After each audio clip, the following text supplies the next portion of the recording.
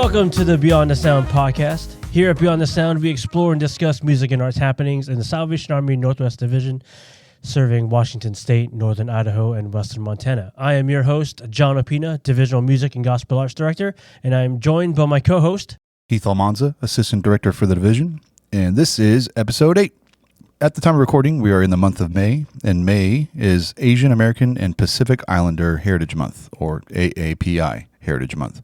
This is a time to honor the rich cultures, histories, and contributions of AAPI communities. Though our special guests are from the islands of Hawaii, we like to celebrate and acknowledge the diversity, resilience, and achievements of all AAPI cultures that have shaped and continue to shape our shared story. We hope you enjoy this special episode. John? Man, I am super excited about today's episode. It is the month of May, which is also Asian American and Pacific Islander Month. And as our special podcast today, we have some really good friends joining us, and I'll let them introduce themselves. So we'll kind of go around the table here. I'm Chris Rodriguera, currently the Corps officer at the Seattle White Center Corps Community Center. Born and raised in Hawaii, born in Hilo, actually. Went to high school in Kauai. And yeah, somehow I'm in Seattle right now. But yeah. This is Captain Kalani, Onitsuka Adams, here at the Eastside Corps Community Center. And I, too, was also born on the Big Island, but on the west side in Kona. Went to Konawaina K through 12, grad 02. Happy to be here on the east side of Seattle. I am Jennie, Onitsuka Adams, and I am also the Corps officer here at the Eastside Corps in Bellevue, Washington. And I was born and raised on Oahu, Mililani, grew up Mililani, went to Mililani High, and ended up here in Washington as well. Awesome, and everyone knows Keith and myself. So I was born in San Diego and moved to Boston, so I've never been island anywhere. Hey, you get some beach. You got some beach in San Diego. I guess Coronado, is that technically count? But yeah, I mean, but there's so many other beaches. I don't think Keith ever saw the ocean. I don't think fair. Sand in his toes was his thing. I don't think. Well, we got some fun things to talk about today. Now I've been trying to think about this. I can't remember when I first met you guys, because I was born in San Diego as well. I think it was probably 2003 or 4 at YI. Were you guys at YI around that time? Yeah. Not the 04. I did 06. I definitely was there at that time. Yeah, because you were playing in the band. Were you playing in the band at that time? No, I wasn't. That was Blaine. Blaine was for sure. Yeah, I always With Mark and them. Yeah. I always knew of the infamous JJ, but because our cousin, well, Jenny's cousin Rowena married your brother, and so we knew Richie more. Yeah, so this is a weird, funny story that between 2002 and whenever, some people were like, "Oh, we have we want to introduce you to someone. We think you'll hit it off." And it was Rowena. Yeah, he told me that story last week. I don't think she's nice, but I'm not. I'm probably not. So I was like, I told my brother, "Hey man, I think there's this really nice girl you should meet." And so You gotta tell your brother you're welcome, bro. I think I have on several occasions. Yeah, it was WMI. I went to WMI, from age 14 all the way up until, I don't even remember. Yeah. Till I couldn't no more. I think because we were already on the mainland when you were DY or music MD in DMD. Hawaii, right? DMD. So you're hanging out with Jamie. You're hanging out with Taba. Yeah, and I always seen pictures of you because you'd always post everything on social media. He still does. But then I first met you, I think when you went to Portland when you were in New York, or you were going to New York. So you were on staff bank. Oh yeah. And staff bank came to Portland. That was our first appointment. Trip. Yeah, your last trip. Yeah. That would have been October. And I still have a picture actually when you were in Portland and you did your solo. I still have a picture of that, man. Yeah. That was good fun. But that's when I remember introducing myself to you. I'm like, oh, yeah, we know your brother. And then, yeah, the That's infamous funny. JJ. Yeah. Well, awesome. We're gonna start off. We always start off with a top 3 ranking. They don't have to necessarily be in order, but we just like to just do some kind of ranking system. And actually, last episode with Captain Liz, we also talked about food, right? Yeah. For a good 30 minutes, I think. Yeah, we're going to continue that conversation because we're all foodies here and we all like food. So we're going to expand this because their food is just better on the islands. Well, maybe not for Keith because Keith hasn't been there yet. We'll get you there sometime. And so we'll do like a top 3 places on the islands if you have, and then top 3 places here in the Pacific Northwest, which is like Oregon, Idaho, Washington. So who wants to start? Keith, since you don't have any. Since I cannot contribute to the island one. All right. So out here, Iwani's in, what was that, Portland? Food truck? Yeah. Yeah. That's, like you said last week, or last podcast, he's been touched by Jesus. You're going to be unhappy with this one. Aloha Island Grill in Spokane. Oh, dude. Only because of the garlic chicken. The garlic chicken is pretty good. Everything else, Yeah, but I the could care rice less. isn't even good. Yeah, but the garlic chicken is. So that's all that matters to me. Have you guys been there? We took you there. Yes. Have you That's guys where I been there? left. It was so good, I've she never left her been. purse. I agree with you guys. Remember at men's camp? Oh, Right that's after right. men's camp. And you missed Oh my gosh. men's camp, right? It was I a rough did. ride. Yeah. Oh, man. It's, And then, It was all right. I mean, this is in no particular order, but I'll probably throw Sumo up there for only, not the one in Yakima. The one in Yakima, for whatever reason, you get gray meat and, I kid you not, spaghetti noodles. It didn't make any sense. Have you guys been there? Sumo restaurant? They got one Never opening been up to in Linwood area, right? It's like it's Japanese food. It's essentially hibachi, but not at a hibachi table. Yeah. It's actually really good. And the pricing's pretty good. Really good. Not in Yakima, though. Don't go Yeah. there. All right. Who wants to? I would say, oh goodness, Hawaii. So in Hawaii, I would say Zippy's. I love. What's your thing there? You really want to know? Yeah. Chili cheese fries. Okay. So what is- chili's good. What is Can't Zippy's? go wrong 'Cause with I don't Zippy have any chili, idea. Oh, how do you explain it? That's kind of like Hawaii's. What, Denny's? Denny. Like, Oh yeah, yeah. yeah, Denny's. Mhm. That's a perfect description. Yeah. Denny's and fast food because you could do the takeout side too, right? Didn't Would you ever tell do me- like the chili in the bucket? No, I've never done that. Well, Chili in a bucket? That was the party favorite. Yeah, That's it like was- when you go to like parties and you don't know what to bring. It was like, chili and chicken. Yeah. You remember those? Was it the bucket of fries from McDonald's? Was that? Yeah, it was like ever a thing? plastic. It was I a don't plastic The remember. bucket plastic one. Probably But at one imagine point. that. But it was like in chili inside. What about full of chili. Didn't you tell me before that like 7-Eleven Not just is any way chili. different out there? Oh yeah. Oh yeah, they have good. Seven. So yeah. good. Not just Like- any chili though. It's Zippy's chili. Like, Yeah. that stuff was good. Yeah. The other one that I really like is Curry House. Mainly because on the table they have these little, I don't know what it's, some daikon something that I love to eat with my chili. So, I mean, not chili, but my curry.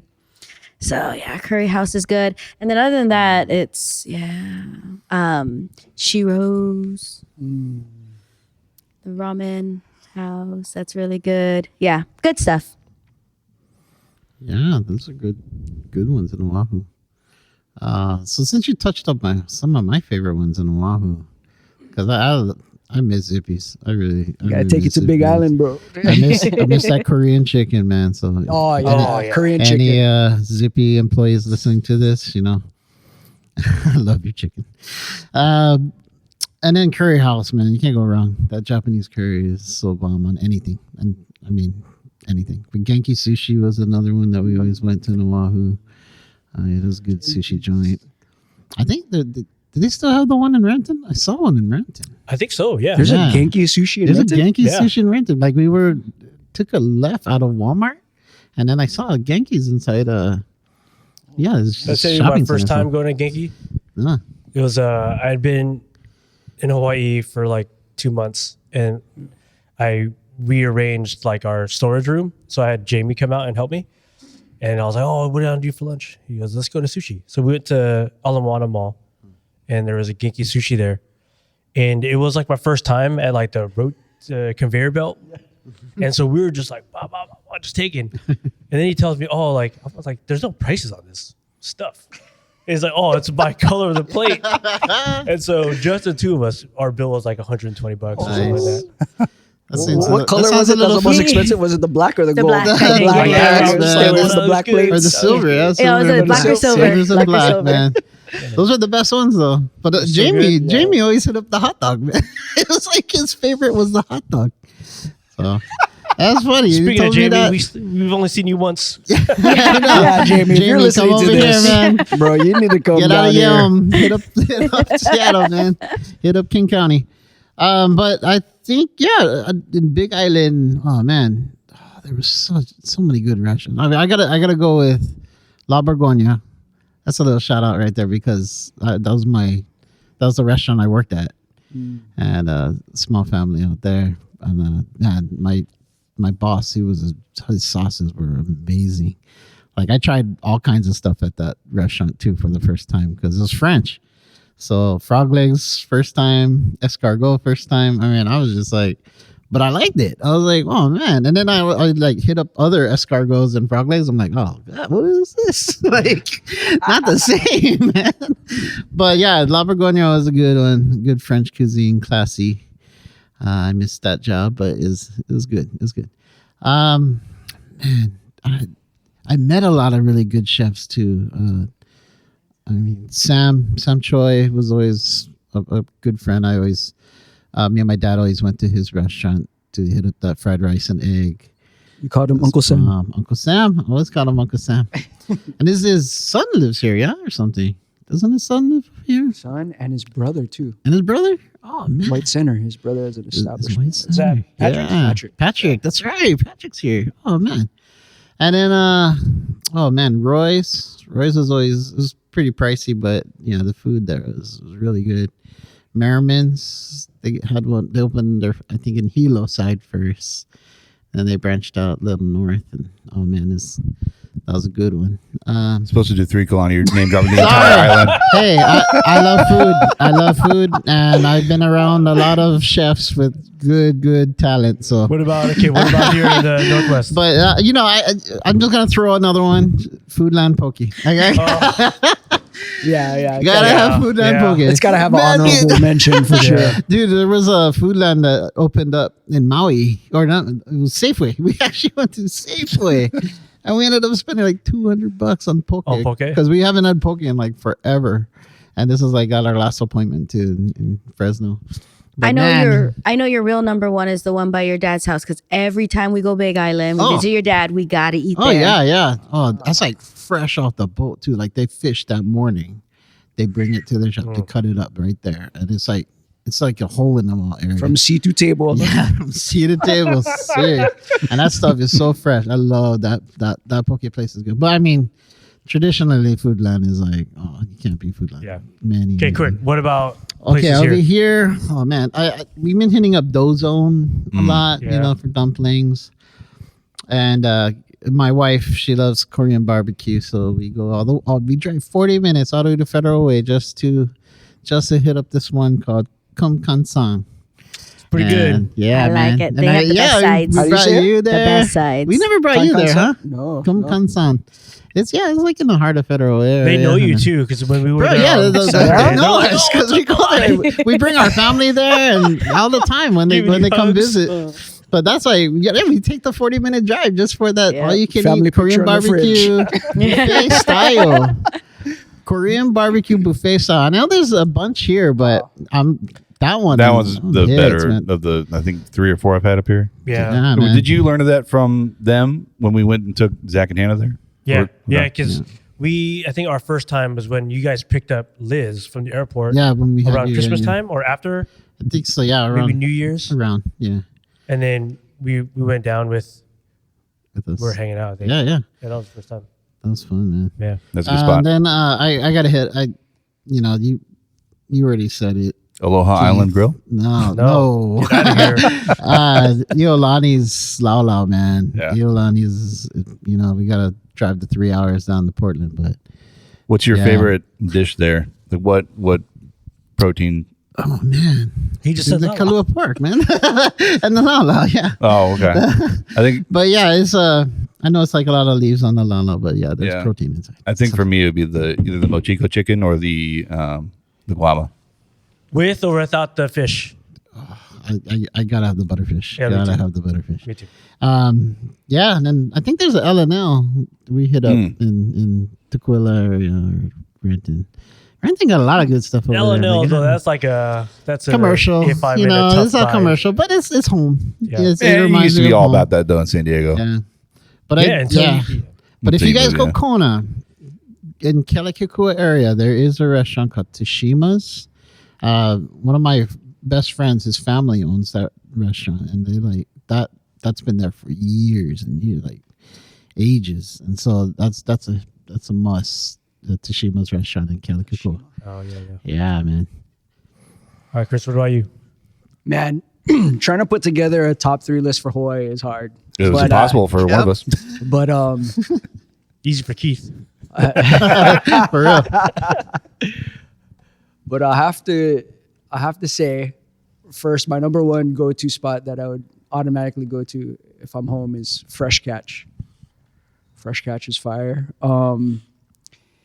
And then there's this hole in a wall place. You guys ever heard of Pongos? It's this hole in a wall place, like kind of close to the downtown industrial area, but it's like a mom and pop's like plate lunch place, and they only make the amount of plate lunches that they have food available. So like things run out. Like if you're not, they open up at 11, things are out like by 12:30. So, but like that was the first, like they have this like guava chicken that's super good, and then like this baked ahi. It was like a baked ahi kind of casserole kind of thing. Fire. Not a lot of people know about Pongos. And then just for the sake of, for Hawaii, probably my favorite spot to get Hawaiian food is Helena's. Oh, man. Helena's. But that would be So good. my top 3 that I could just think of off the top of my head for Hawaii. Over here, I got to shout out White Center. So Patrick's would be one. Buddha Brada. Oh, yeah. Minor Avenue Brother. is fire. I haven't been there yet, but I saw the TikTok. They got good portions too. Wait, I thought me, you, and Caleb. No. We did That was supposed to be one of the foodie runs. we were I remember it was supposed on the to go there. list. Oh, we went in Kirkland. Yeah. That's not there anymore. Yeah. Yeah, I can't remember the name of that. Oh, yeah. Buddha Brother. That place is pretty good. Buddha Brada. And then I have to say White Center again, Young's. Oh, yeah. Young's and White Center. Young's, Shout out White Center. that is some good food. Expensive if you want to try and feed a group. Yeah, you try to cater. Okay, I think so. Definitely Iolani's. Their pastel stew is so good. I just can't.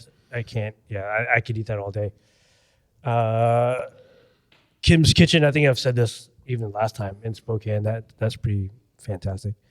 And then I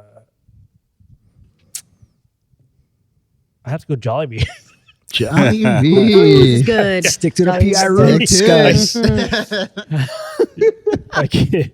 They opened up in Rainier Beach or something like that, somewhere in South Seattle. I don't even know my geography here yet. In Rainier somewhere. We've been there. It's near the Filipino Cultural Center. Yeah. That one's pretty good. The They just opened up makes one sense. in Hillsboro. Did you guys see that? Oh, no. no. Yeah, little Jollibee's. Portland got Jollibee. Yeah, Wow. in Hillsboro. Let's see.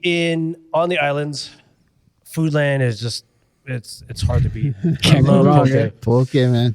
The Kitchen. You guys ever been Oh, there? The Kitchen, yeah. yes. Dude, we're from Yeah. Maui. You know That we've was been to the the kitchen. first time I had. it was like deep fried spam musubi. Yeah. And it was like life changing in a lot of ways. Like it gave me a heart attack. Oh, I didn't think of the kitchen, man. But it was so good. It was so good. I think they closed the one on Oahu. I don't think it's there anymore. Oh, yeah? They closed one on Maui too. They're down to one, I they think used to now. have two on Maui. For real? Yeah, the one in Kahului closed. It's only Kihei left, as far as I know of. That was always the spot once you get into Maui. Yeah. First Yeah. place. Right Oh, off yeah. the airplane, yeah. That and And then Guri Guri on the way out. Oh, goody, goody, yes. And then I'll have to second Zippies. So I used to go to Zippies all the time. 'Cause Yeah. it was like on the way to Kalawela Corps from my apartment. Oh, yeah. And so, Oh, yeah, like, yeah, on right on Sundays, the- I would the just north, stop by there before the upper church. road. Yeah. That's Yeah. one of the best ones. Yeah. I think that's where you go for late night. Yes. Oh, so good. Vineyard. Vineyard. Oh, the yeah, Aloha on Bakery too, Vineyard. though. Oh, Aloha. yes. Aloha Bakery, Man. yes.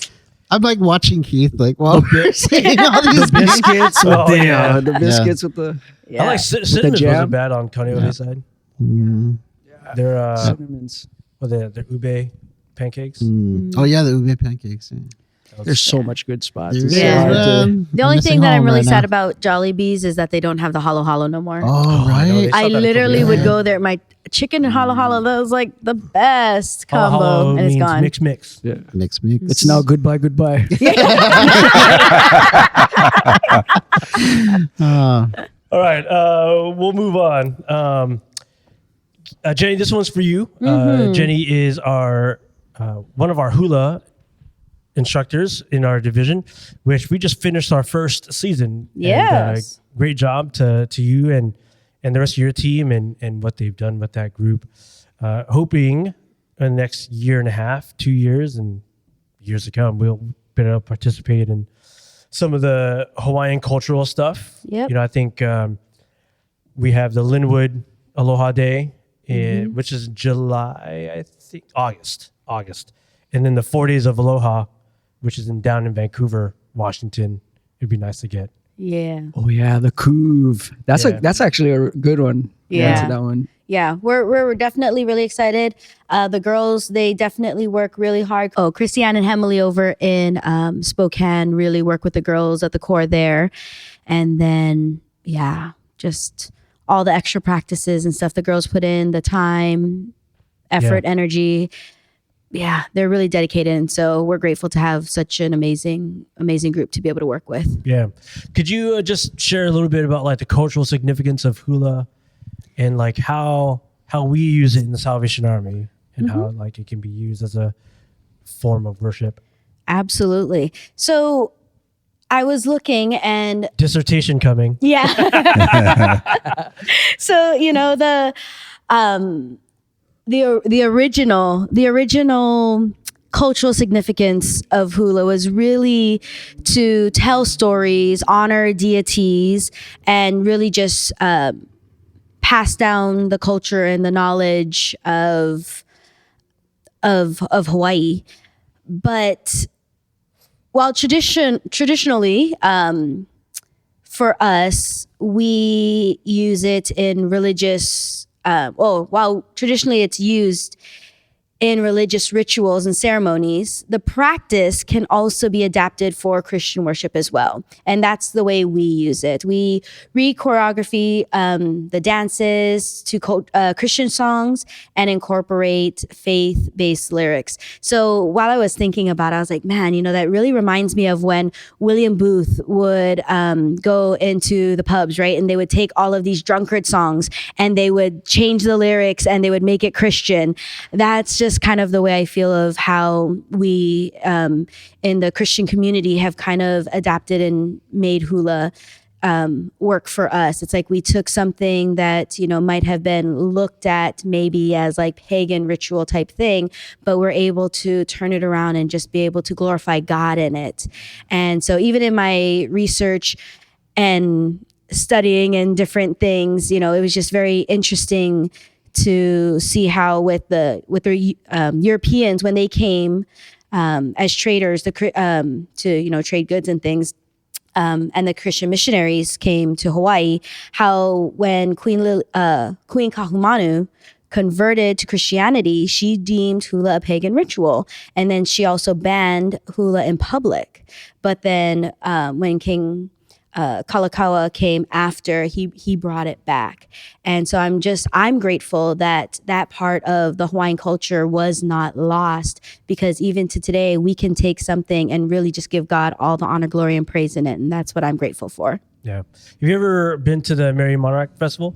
Not in person, but watch it every year. Yeah, that's good stuff. Oh, it's amazing. Yeah. It's amazing to see what the dancers have to do to get there, what it takes to just be among the best. It's a lot. It's a lot of discipline. Too, the singers? Oh, yeah. Oh, man. those everything is top shelf. Yeah. Yeah. Everything. Now, I think here on the mainland, especially in the Salvation Army, hula is mainly done by women. But that's not always the case. Right. Yeah.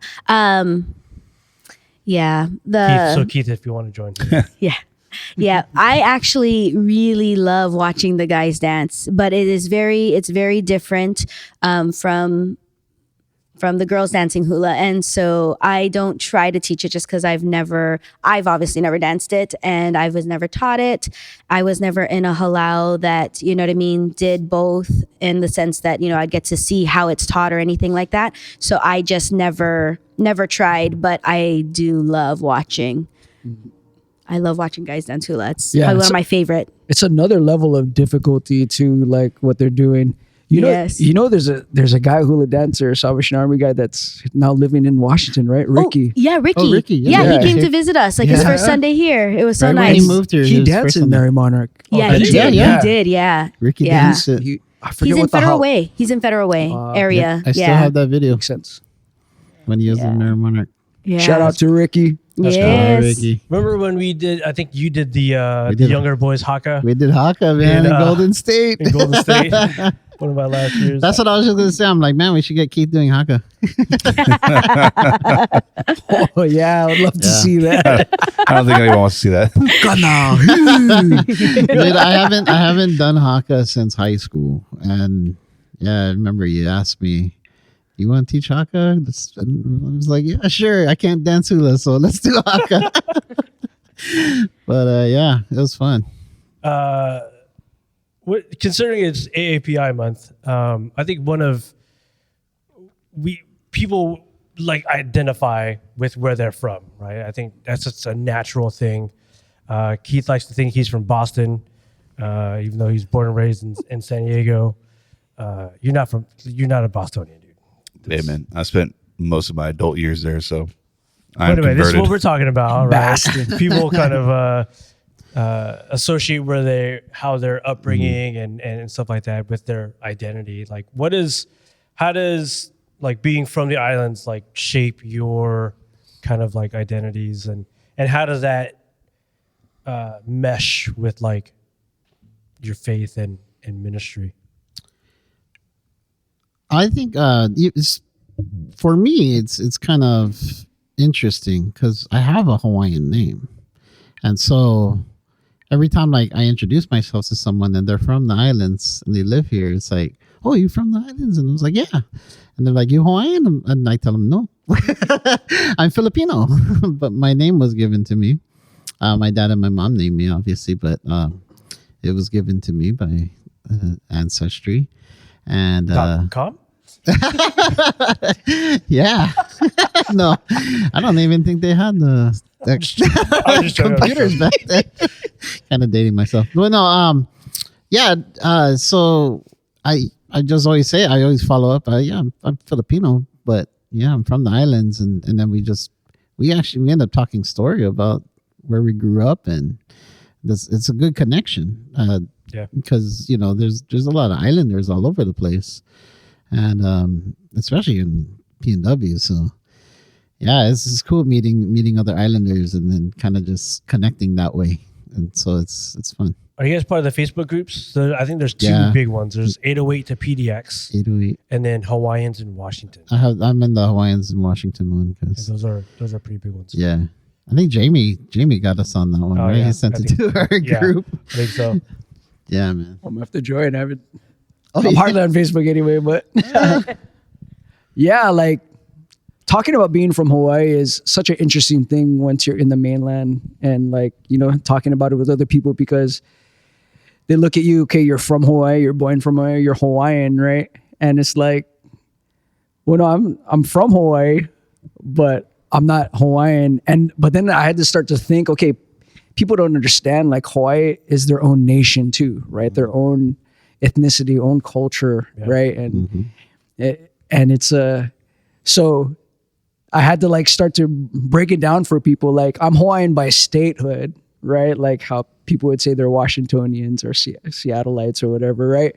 I'm Hawaiian by statehood, but not Hawaiian by my ethnicity and nationality, Filipino. And it's crazy because I did like a ancestry DNA and I'm straight full Filipino, like Ilocano and Visayan straight. And I was like, I was kind of disappointed because everybody was like, oh yeah, my mom says you got Chinese and Spanish and Italian, right? No, none of those popped up. But it's like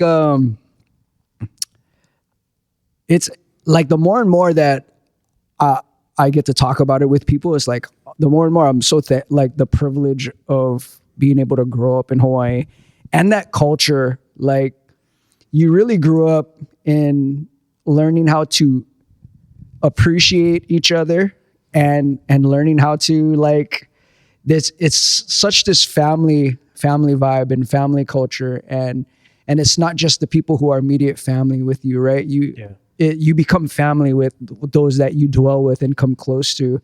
And, it's especially coming to a place like Seattle that's super individualistic, right? It kind of takes people back that you're willing to come and just give them a hug, right? And that's because that's how we are, right? And you're so welcoming. But it catches people off guard here. But then after they get to know you, then they start to just... like they gravitate towards it. Yeah. Then they become okay with it. Now they're the ones reaching out for the hug. So I'm grateful that I grew up there and learned about that. Even like the whole, like so many different cultures, right, in Hawaii. Yep. And there's so many different stereotypes with each culture, but I mean, the stereotypes are like factual, right? It's true. And, we make fun of each other for it, but but it's like I think people don't understand the endearment of it. Like it is, even though you make fun of each other's culture and like how each culture is, but it's really like you're actually pointing out uniqueness of each other and showing your appreciation for that, right? Because there's not any culture that is the same in that likeness. Yeah, I don't think they mean it in an offensive way necessarily. Yeah. No. And my Filipino side is Visayan too. And I'm pretty sure I got some Portuguese. Oh, yeah. not Portuguese. Portuguese. Yeah, There's a big Filipino history, though. There's like some really big, in-depth Filipino history on the islands, though. So it's kind of weird that there's that separation. But I totally understand what you're saying. For my ministry, I think really it's been able to be kind of almost a conversation starter. You know what I mean? So people are like, oh, well, where are you from? Because as Salvation Army officers, we move around. And so people are like, oh, where are you from? I'm like, and I always start, well, I'm originally from Hawaii. And then, and usually the follow-up is, oh, I've been to Hawaii. And then they like to tell me, their stories about, their experience in Hawaii. I'm like, yeah, that's fun. Oh, Waikiki. Yeah. So, and I was like, oh, well, what island did you visit? And things like that. And so that's always actually really been a big part of my ministry because there are so many people that have been to Hawaii in some shape or form. And so it's been really nice. But I think just the opportunity that I've had growing up, and I like to do a lot of different things. And so my mom's allowed me from a young age to be able to dance hula. And the Salvation Army in general has allowed that opportunity in like going to music camp, was probably the first time I ever danced tula was at music camp. And then I really liked it. And so some of my friends at school, they went to an outside halau. And so then I asked my mom, I want to go with my friends. And so she would sign me up and we were able to do that kind of stuff. And so just having those experiences and then leaving the island, starting, going to training school, starting our ministry, it was just something that I've always been able to take with me and to teach, because people like to learn how to dance hula, and that's fantastic because I grew up dancing. And so it's just one of the things that I get to share and really make a part of my ministry, my culture, my upbringing, and being able to, bring it to where I am today and still continue. And it's just worked out that, JJ, that you've been our DMD, so many places that we have been. So every time you're there, I'm like, well, I don't mind. And you're like, hey, can you teach hula? I'm like, sure. So it's just always worked out. Yeah. Yeah. So obviously you were in the Salvation Army your entire lives. Why don't you tell us like what you were doing kind of before you went into training and we'll kind of just go. So. All right. So born and raised in the Salvation Army, 4th generation Salvationist on my mom's side. And really that's just pretty much it. Just grew up doing all of the things, summer camps, troops, singing company. I think that's why I love Salvation Army program so much, is because I grew up in it and I enjoyed it. I loved it. I got to be with my friends, and I want to create that same space for all of the kids that come to our programs. I want them to be able to come and find a group of people that they can say are their friends and that they can bond with and they have something in common with. And then to be able to do things like encore music competition, and to be able to travel and just really experience all of these things that they would not be able to do any other way, I think is just a special thing for me that I grew up with that I really want to just allow for other people to be able to do. Yeah. Now, Kalani, you kind of already mentioned this about meeting a bunch of chefs. Now, is there a backstory to some of that? Yeah, after high school, I went to culinary school. So my 2 years culinary school, we used to do a lot of food events. And so we'd be going to all these like prestigious hotels all around the island, like twice a month at least, like every other weekend or so. And as the students of the school, we would be helping out these chefs that were visiting from other places, like even overseas and stuff. And so I got to meet a lot of really cool chefs. I met Bobby Flay, and I always wanted to like challenge him in a barbecue.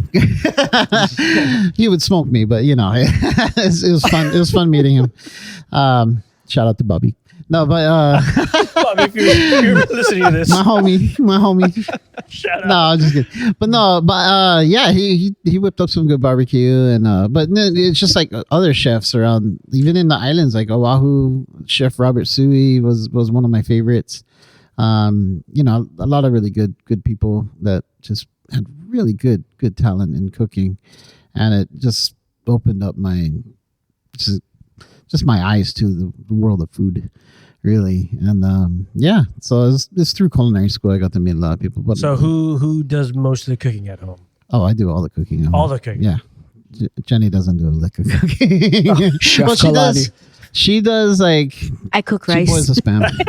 She makes the spam for the spam musubi. Yeah, the spam musubi. That's spam musubi. That's my grandmother's recipe. Man. Yes, it is. The Onitsuka musubi. If you guys haven't tried that yet. Do you boil it as the block, or you cut it first? Cut it first. Oh yeah, we cut them up, man. No, but yeah, when I married into the family, I ate that, and I was like, I'm making my musubis like this. So you also do a lot of the cooking here at the Corps. And yes, currently we do not have a meal program coordinator, so. If you want a job, no, I'm just kidding. I won't highlight that in the podcast. But no, it's for real. It's when we first got here, we did have someone, and then she resigned like within a couple months that we were here, and since then, I took over the meal program, trying to hire, and just it's a passion of mine. I don't mind cooking. And now, have you made any of like some Hawaiian food for the? Sometimes I've whipped up my kalo pork for them, and I've done. Yeah, I did some teriyaki chicken before, but yeah, that's about it for like. Because we feed the masses, and it's kind of hard to make lao when we're on a budget. Yeah. But no, it's it's just fun. I love serving the community. We do it 5 days a week, and but we've had some help. We always had like volunteer cooks that come in, and a lot of help too with other churches, and we do have meal providers too that the partnerships and stuff that they provide meals, and it really helps us out a whole bunch because it helps saves us money and time. Why is lalao so expensive? It's like time. It takes a long time like to steam. Expensive cuts of meat. You're paying for the labor. Yeah, it's a labor of love. You just you wrap it and then you leave it. It's almost like a roast. Well, you have to always check the water levels. Yeah, you have to check water levels. We did it a lot in Maui. A lot. Olivero's family is famous. Yeah, they're amazing. And so I mean, I'm not knocking it. I would eat lalao. Yeah, for sure. Some lomi salmon. Yeah, it is a labor of love. Yeah, we would get everybody together and we would make hundreds of them, but it would literally take the whole Corps. We would all come in, and I mean. I love watching Keith's face when we talk about Hawaiian food because he's like, lomi, watch your mouth. Okay, Chris, I think when I got to Hawaii, I think this was around the time, I think the band that you're in, I just kind of, maybe spoiler, but started really taking off, I think, right? Yeah. So that was 2011. Yeah. 2010 to 2012. Yeah. Bro, I remember that band playing at youth councils, man. That band? Times. Not the full band, but Did we? I think we brought up the guys from we brought Kavini and COC. It was like Hot Rain featuring Kavini, COC, and so tell us a little bit about that. If you want to, just what the band was and like your involvement in that and so. It started at Leeward, really. Like me, Leslie, Blaine, we all learned how to play. Oh yeah, because some of you guys learn how to play instruments and worship at the same time. And at the time, Freddie had another. Freddie Ludiazo had another worship band with Leslie and Blaine and Crystal and Tercy and Chimney. Right, it was High Praise. Yep. And they would actually go and play at like community, like they have like the farmers market, community farmers market, and they would have live music. They would play there, and that's when they ran into Carl Noah, who had the band Hot Rain, and then Carl just was like blown away by like Leslie and Blaine. So at that moment when Carl was losing all his members, then he started pulling all of us. It was funny. First it was I think it was Blaine first, and then Leslie, then Crystal, and then so we started playing this band, and it was just, and we're still doing worship at Leeward and stuff, but it became the hobby because reggae music, of course, is the staple music in Hawaii. I mean, just on Oahu alone, right? There's 3 radio stations dedicated to that. So that's what we're doing, and I truly believe God had me on this trajectory to be an officership, but I never wanted to be an officer. And it was when Revolution Hawaii first came. We were there already, right? Yeah. So when they're talking about that, Revolution Hawaii is about to come out, and Rob was my mentor, right? So the plan was that I would be a part of the first group to be in that discipleship group and then help lead it after I've been through the program. And then at that same moment, right, it wasn't just Hot Rain now. From 2007 when J Boog just came out, he was looking for a band to back him, and we got introduced. And then from that first rehearsal, that it was history after that, right? And we were traveling here and there, but it was at that moment that Revolution Hawaii is about to come out is when Boog's career took off in such a way that it was not just going to be a hobby anymore, right? This was like full blown. We're going to be in this. This is going to be life, because it was like tour life. It was about to happen right there.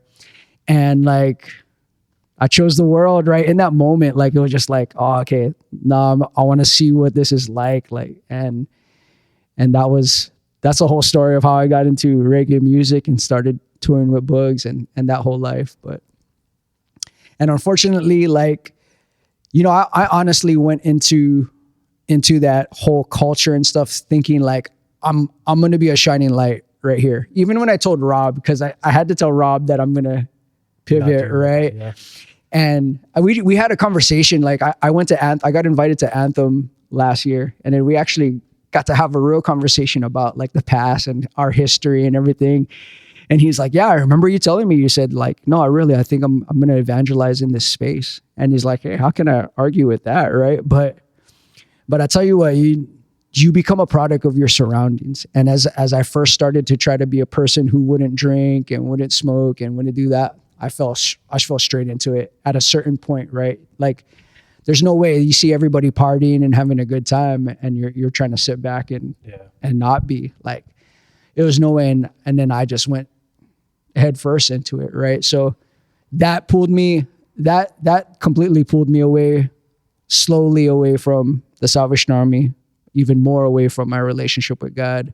But God had his plan for this, right? And he wasn't letting go of that. So it took some tough situations for me to go through.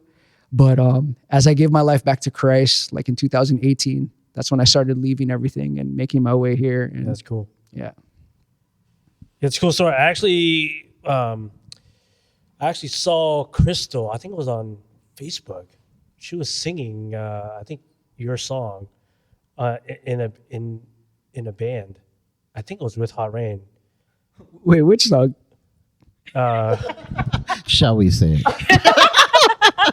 No way she was singing Heavyweight Love. No, I don't think so. I think I saw that post. Oh, was the one that she sang for Grandma? It was like a reunion type, like they all came back together type thing. Yeah, Oh, just brief. I think it was like a gig type, at I a thought place. it was. I thought it was. Really? I thought it was.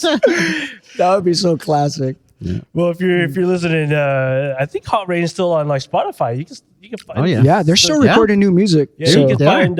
You can find them on all digital platforms. Yep. They're on there. Just look for the Flamingos. And Chris is on a few of the albums, right? For a time. So. Yeah. Self-titled. The first self-titled album, and then the EP had a featured song. Yeah, that's cool. We've tried to do some reggae style worship. Yeah, here in the Northwest. Christ Safari. It's been interesting. Yeah. Kalani's got a whole set of it. When we do these things that you're talking about, they're always so like during Christmas season, I started this joke where this guy's like Peyton Manning. He just calls Omaha. Like it'll be just a random audible. So like one time we were playing at the Crossroads, and he's talking to everybody. We're about to play who knows what it is, right? It could be We Wish You a Merry Christmas. Like, and we're going to do it. Reggae, right? Everybody can do reggae, I think. And then... No, that's not how it happened. I asked the audience, like, what kind of style do you want to hear it? Then nobody responded. Then you just picked reggae. But he does these things where it's just like off the dome, thinks, okay, we're good with this. It's like, no, nobody's good with this. That's the island boy in him, though. Yeah. That was it. Yeah, that was a failed experiment. Yeah, I remember men's camp too. That was a fun one. We tried. We tried. I think the drummer forgot the cue. But I mean, with the musicians we have now in the division, like, Utrell is going into training. Yeah. So we're losing him soon. Yep, but we'll see him next Friday. Yeah, 1 week got praise night, and we actually got a reggae set praise night. Like Raimundo is pretty good. Oh man, I'm excited to play to reggae. be on the drums. Who's living in Bremerton? Bremerton, yeah. Who's in the Navy? Like, shout out to Ray, man. You're my boy. Yeah. Do you guys know the connection of Christ Safari to the Army? No, I didn't know he had a connection to the Army. But I just knew he came there's an officer's kid that was with him. Yeah. Oh. Man, I forget his name I'm trying to remember that story. because it was Mark Moore and him. I remember when they're like, they even played at a Congress. I don't know if you guys remember. Oh, Youth Congress. Yeah. Was Yeah. it in Oh, was that 2002? 2000? 2002? Youthquake? Congress? Yeah. Youthquake. Oh, Yeah. Youthquake. But then, Before man, your what time, was the Keith. officer's kid's name? But he started another reggae band called Temple Yard, Oh. Christian reggae band. Yeah. Yeah, so you guys are just a smidge older than Yeah, I am. yeah, I we're just dating remember ourselves. them coming to, Yeah. youth councils, and they would perform, and we'd be jumping in the front. Because Yeah. I think he's done quite a few concerts in the Northwest, like not this division, but the Pacific Northwest. And I don't think they charge. I think they'll charge like They'll do travel. or like a love offering. Yeah. And they try to like stay at somebody's house. They try to like missionary style. Yeah. Oh, that's Now, awesome. now, Chris, I think we were talking about this maybe a year and a half ago, how like Christian reggae is pretty unique, right? Because reggae in and itself isn't quite God or Jesus oriented. Like, Yeah. can you talk about that if you know what I guess. Yeah. Because I mean, of course, reggae music comes from the Jamaican culture, right? And that whole the whole reggae culture scene is actually like it's part of it is also part of a religion, like Rastafarianism, right? And it's very interesting because Rastafarians read the same Bible as us, right? It's just who their belief in who the Messiah is, right? Who Jesus is, right? And they kind of put that on the Ethiopian king, Haile Selassie, right? And man, it's such a crazy, like I learned like even more about reggae culture when I went to Ethiopia, because even like the music in Ethiopia, like I'm like, oh my gosh, like this is where a lot of the influence has come into that scene. There's so much, and Ethiopia loves Jamaica. They actually have like a city like dedicated, but originally like they like when they're talking about Jah, it's not really about the same God, right? And that's why when Christ Safari came out with this Christ Safari, because what Tafari means is the head, right? The head leader, right? Ras Tafari. And then when they came up with Christ Safari saying Christ is the head, you know what I mean? I think Mark Moore Christ Safari played at Reggae on the River, and then some guys wanted to like tried to stab him, tried to kill him, right? Yeah, like, but it's a whole thing, and even they have, but it's such a very interesting thing, because even there's a lot of guys who were Rastafari now becoming Christian and the whole thing, but it's another one of those things where it's created for something, right, and the worship of something, but then now it can be used for the glorification Amen. of God. And yeah, reggae, like when you talk about trying to get people to play reggae music, I think reggae is such a special and unique type of music, and it's like not everybody can do it. Like I know a lot of people who are like start off in jazz or classical and stuff, and they cannot transfer over, right? But then a lot of people who start off with reggae, those guys can incorporate everything else. It's so different. Yeah, it's interesting. I guess I never really thought about reggae in that way of like being such a cultural thing, right? I just think of music being just accessible, right? And so like, oh, anyone could do it. But I guess it would be similar to hula. Like not everyone can just do it. And I think one of the things that I learned when I was in Hawaii was like the amount of disrespect, I think, that people throw on hula, especially at like luau's, and granted that's all commercial and that's for a specific purpose, but they just there's no reverence or respect to the form, right? And I think I guess what you're saying about reggae, but yeah. No, it's true. It's kind of one of my mom's biggest pet peeves when people call themselves like a kumu, you know what I mean? But yet they didn't actually, do the studying, take the test to really earn that title. So, even Is that something that's bestowed upon you? Yeah, and that you can't just yes, say you're a yeah. kumu, yeah. it's you study and you have to you go before council and you have to be able to prove yourself in a certain way. And then so it's not just I teach it so I'm a kumu. No, it's not like that.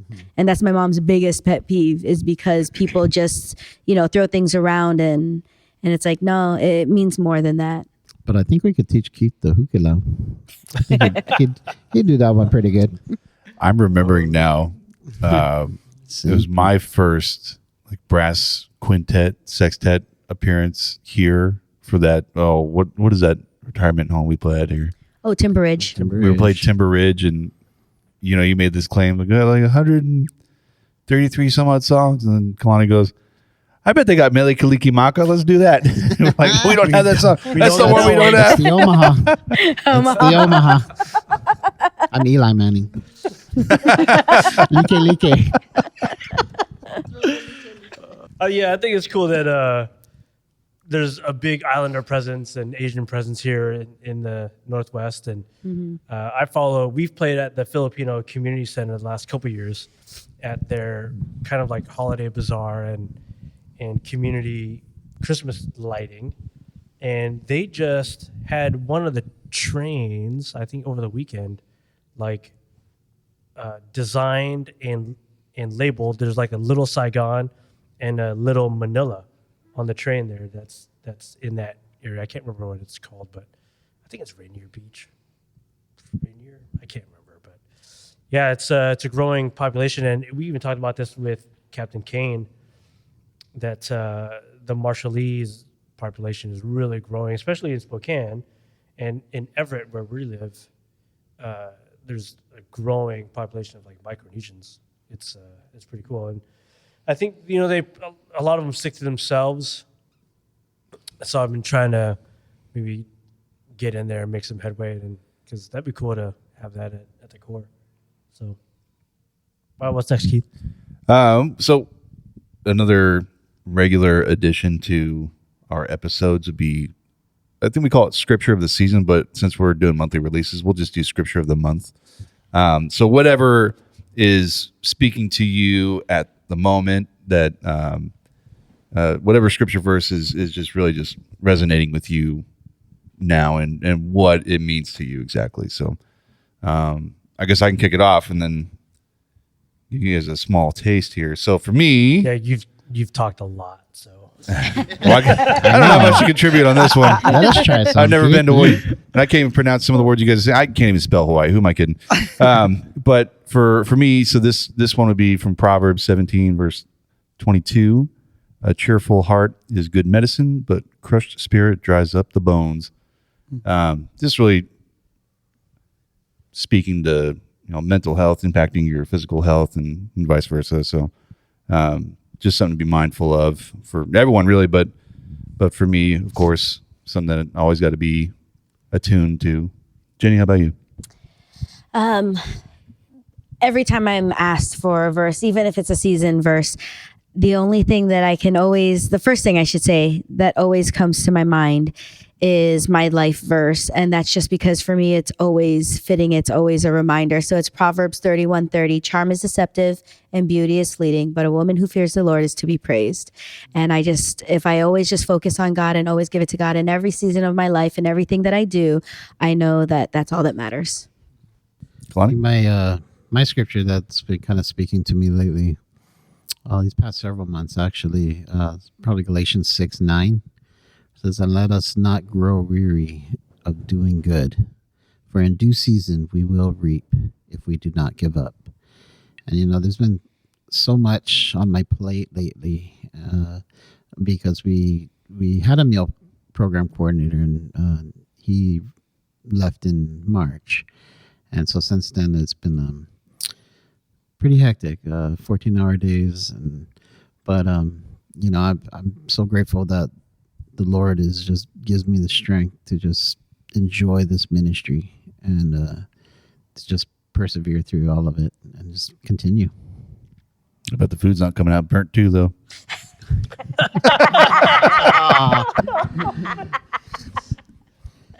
Throwing some shade. He not wrong. Chris, how about you? Yeah, mine right now, this has been my life verse ever since I was in training school, but it still kind of just holds true with, I mean, even now as we go through life as an officer, you know, and everything else. It's Isaiah 43:18-19, which is, remember not the former things, nor consider the things of old. Behold, I am doing a new thing. Now it springs forth. Do you not perceive it? I will make a way in the wilderness and rivers in the desert. I think one of the things as I'm in my third year as an officer, and, you know, as a third generation Salvation Army officer, right? And a kid that grew up in the Army and, you know, see my parents be officers, I honestly thought that, okay, yeah, I'm coming into this. I know what I'm doing, right? And I got this, right? And from the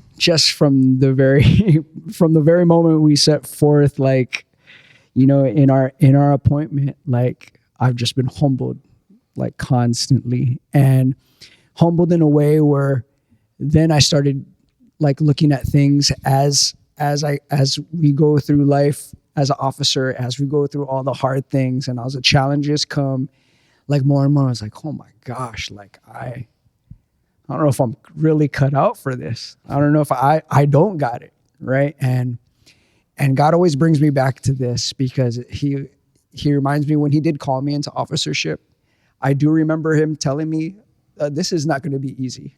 And I thought that just meant just getting in, which wasn't easy, but I actually thought, okay, it's going to be, everything's going to be good and smooth sailing from there. But it hasn't been. But the one thing that God continues to remind me, it's like, it's not about you, right? And if you're going to look at yourself and your past and everything that you're capable of, then you're always going to set yourself up for failure. It's what I'm doing in you and through you.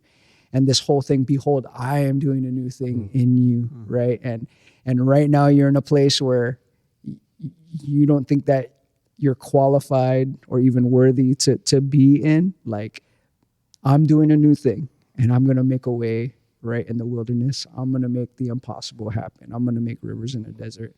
And that's something that just, at the same time, it gives me peace, and it gives me even relief. Like, it's okay. Like, I got to keep trusting in the person who's actually doing the work, and I'm just available to this.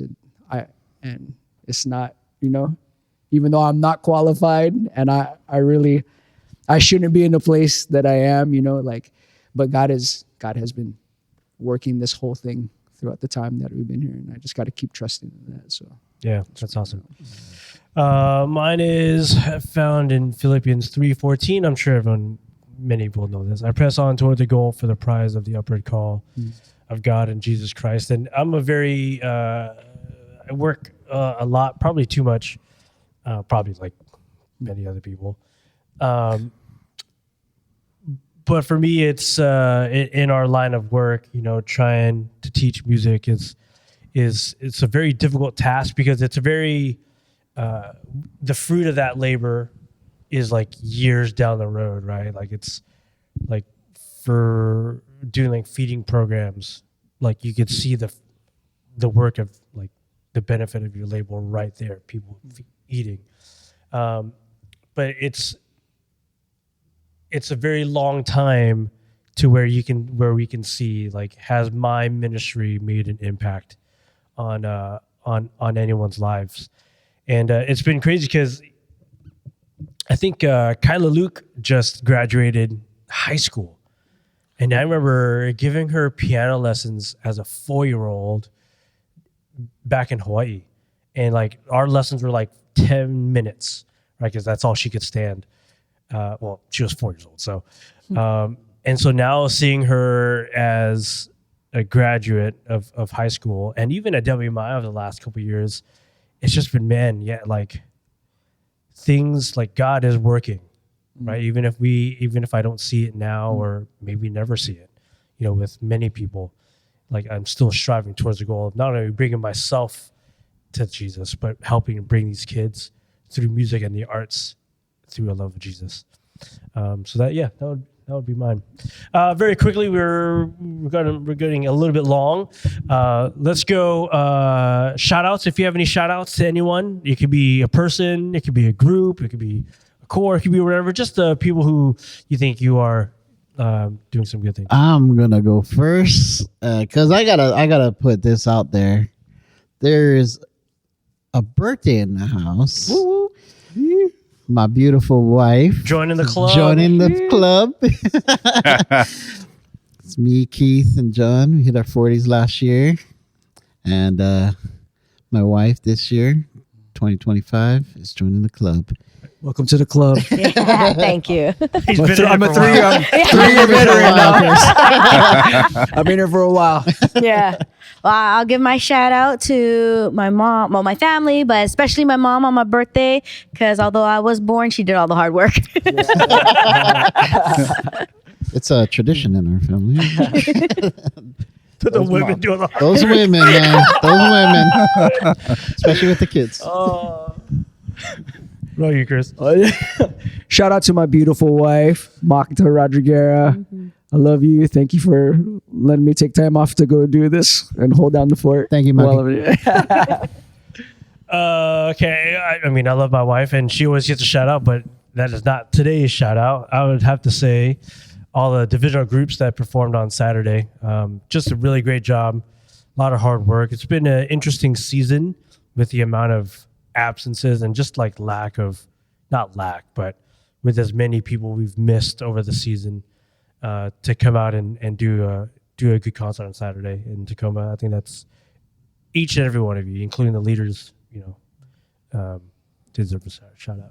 I'll do a shout out to Catherine Opina. Thank you so much for allowing John to come here and be with me right now. You guys leave me hanging. I don't have a She significant other. killed it. I mean, we were talking about RKL earlier, but her fundraiser, Stone Soup, man, Nice. she just killed it last That's week. good. Oh, it was beautiful. Yeah, actually, she So told beautiful. us about it. Yeah, Yeah, it was really so good. So secondary shout out there. Yeah, Nice. no, that'd be my first one. Do you have more? No. Okay. I too will echo the Northwest Music Group's performance. Just everybody that was there. It takes a lot of work to put all that together between the hula, praise and worship team. It's been somewhat of a roller coaster as far as attendance for every group. So it was really nice to see everything come together. I wish DUIB had more than one kid there, so we could have performed too. But better luck next year, I guess. But I will give a specific shout out to Everett Corps youth. So we had a youth Sunday this past Sunday, and we incorporated a lot of the youth in like praise and worship time.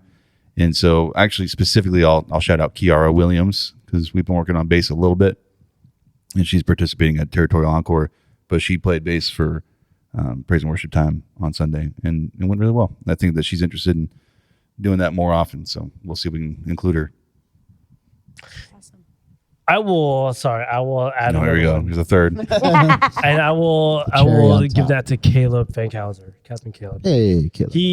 Captain Caleb. Joseph is our he does a lot of our set stuff in the Northwest Brass, and he couldn't be there on Saturday, and so Caleb was the lone percussionist in the back, just holding down the fort, doing things he doesn't normally do, and he did such a great job. It was because some of that, I think 3 out of the 5 pieces we played, like if the percussion gets off, it just throws everything off, and he just stayed rock solid. So yeah, Definitely. The force is strong with that one. yeah.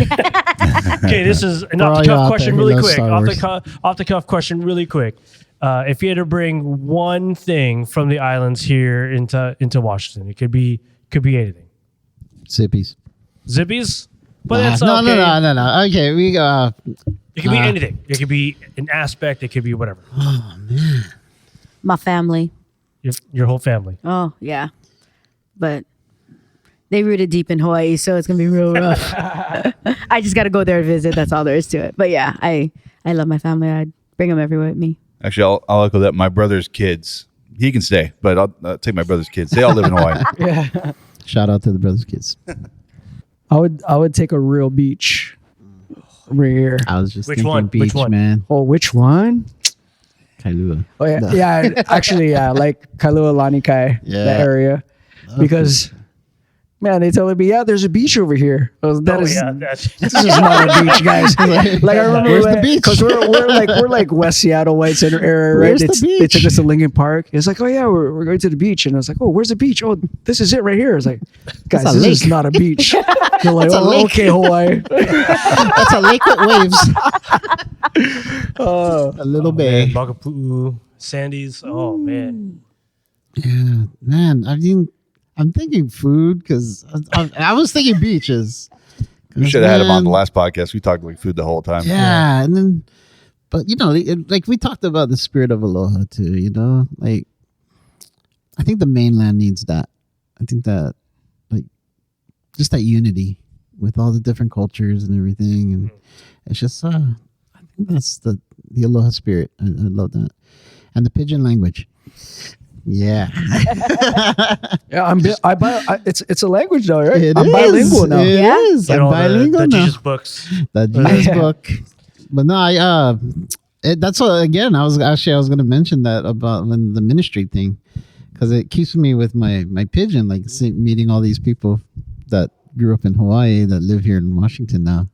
It's like automatic that it just clicks on and you're already talking pidgin. It's so fun. I'll say the weather. I think if we had Hawaiian weather year round, I think, oh man, it would almost like, be that and the beaches. That would be like that would make the Northwest almost perfect. Isn't like it Hawaii weather like with paradise with Washington scenery? Oh man. Yeah, but Hawaii scenery is not bad though. Yeah, Hawaii scenery. Yeah, Isn't it like wicked humid out but there? springtime out here is so beautiful. Yeah. Every time I see my Fall, niece, I she's like just fall. drenched in sweat. I mean, when the trade winds aren't going, then it's brutal. Or the windward skies sing lullabies to me. Oh man! Well, thank you all so much for joining us today. This probably shouldn't make the cut, but